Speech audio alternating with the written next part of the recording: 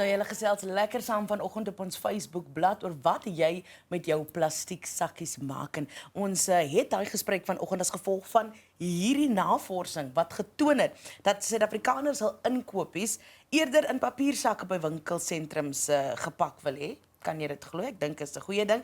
En dat ons ook meer verpakking-inruilprogramme wil sien. Ek wonder wat dit is. Samantha Choles van die Paper Manufacturers Association of South Africa is vanoggend saam met ons om 'n paar vrae rondom hierdie studie te beantwoord. Samantha, good morning. Thank you so much for your time. Good morning. Good morning. A very important conversation when you look at our environment, when you look at the spending habits and the preferences of South Africans. But let's perhaps start with who exactly the Paper Manufacturers Association of South Africa is and why is it important that as South Africans we participated in this survey? Thank you. So the Paper Manufacturers Association of South Africa, a mouthful, but also known as PAMSA, looks after the pulp and paper industry. And we think, oh, pulp and paper, what has it got to do with me? But it's our white paper, it's our toilet tissue, our toilet paper. We know what happens when we don't have that. Our cardboard boxes, paper bags. So we look after the sector and all its education and training needs, research and development, industry promotion. By global standards, it's a small industry. But we wanted our voice to be heard in this sort of global trend tracker survey, which looked at various aspects of consumer behavior when it comes to print, paper and packaging. Let's look at which countries participated in this survey. So there were about 10 countries, including Brazil, the US, Canada, a lot of European countries, as well as Australia and New Zealand. And we were the only African country participating in the survey, so we felt we needed to be part of this. Let's have a look at what some of the key findings of the survey was and what we can learn from the survey in terms of consumer behavior. So I think, you know, the paper industry as a whole is largely misunderstood. As we know, trees make paper. We use wood from trees to make paper, but we use farmed trees. We don't just use any trees. We don't use indigenous trees to make paper and pulp and things we use every day.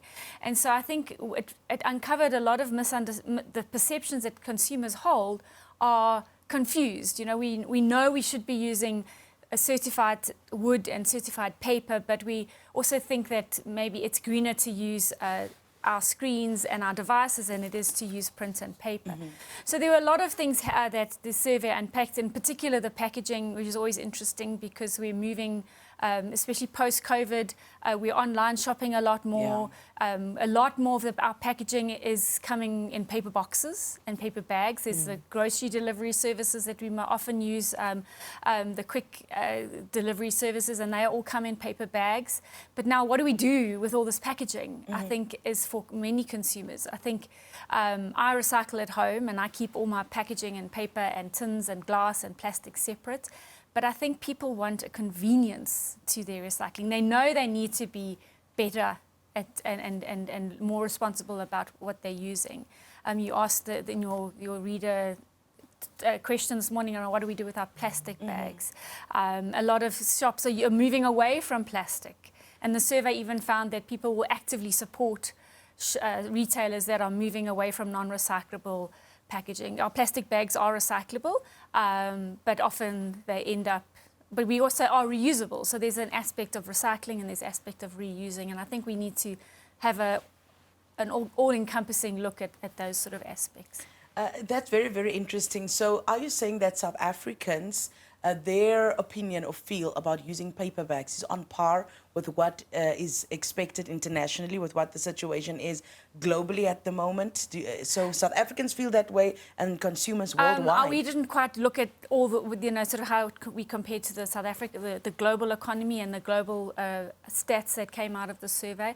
But I do think, you know, as a country, we need to do more. We are all where our paper recycling rate is above the global average. Oh, wow. Oh, wow. So we're at about 61%. The global average is about 58-59%.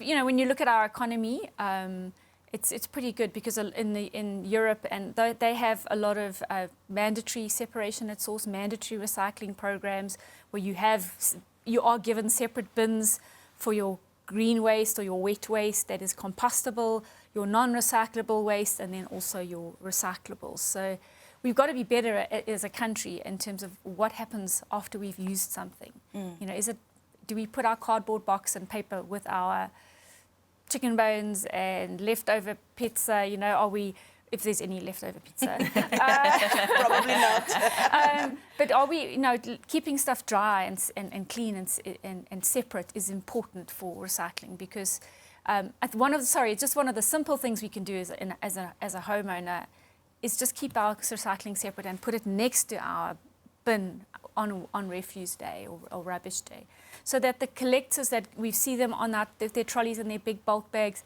that it's easier for them to take our recycling. They don't have to dig through a week's worth of chicken bones, pizza, old poo.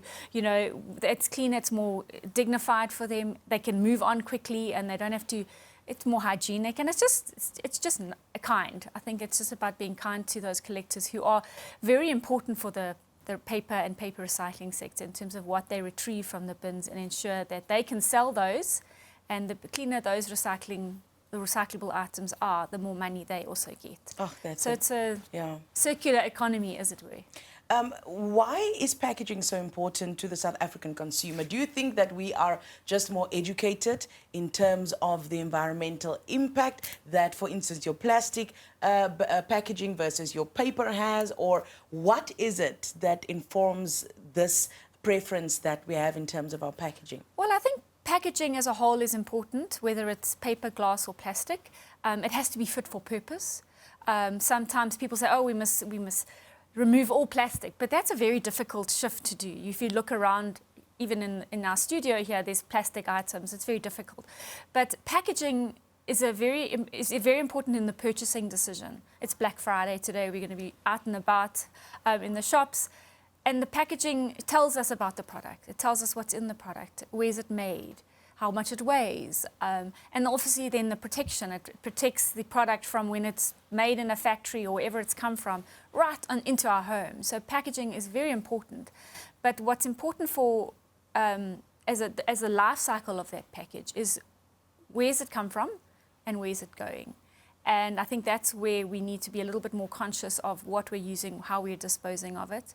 Often packaging, it's very confusing for a consumer. It's like they see a symbol and they're not sure what it means. And I think there's a lot of work to be done in terms of guiding consumers around what must I do with this packaging. I get people sending me, Sam, where does this go? Is this recyclable? Is it not recyclable? And what's important is maybe even if we shift from, say, a plastic bottle to a paper box or carton, we've got to make sure that whatever we're moving to is locally recyclable and is recyclably easy to recycle. It's all very well shifting from one material to another, but if it's not fit for purpose, if it's not practical and not recyclable, it's also it defeats the point. Well, because I think that's pretty often a misconception, is that we just need to get away from plastic and we should use anything but plastic. But now that you've mentioned, well, we have to first find out if whatever we're moving to is recyclable locally is just as important. I have to be honest, I never actually thought about it. I always just hear the message,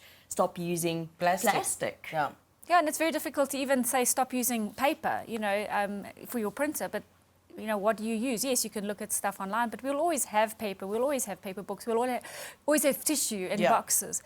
And even, you know, the plastic bottle, when you look at a normal cold drink bottle, it's fully recyclable. We're not saying use paper only, but there is a move to making sure that whatever is used is recyclable and doesn't end up in the environment, doesn't end up in the streets, in the drains, in our seas. And I think that's where the biggest move is. The problem with sort of, let's talk about plastic, we don't like to bash plastic, as it were.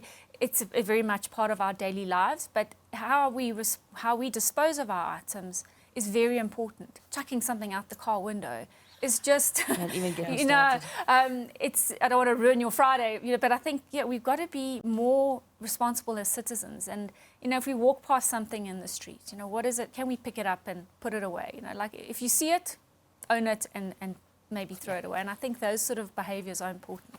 Absolutely. Unfortunately, we've run out of time. So much more that we could have unpacked. But in this conversation, you've already cleared up a lot just for me and I believe our viewers as well. Thank you so much for the incredible work that we do. That is Samantha Choles van die Paper Manufacturers Association of South Africa. Dink oor wat jy met jou papier doen en dink as jy die naam ook sê.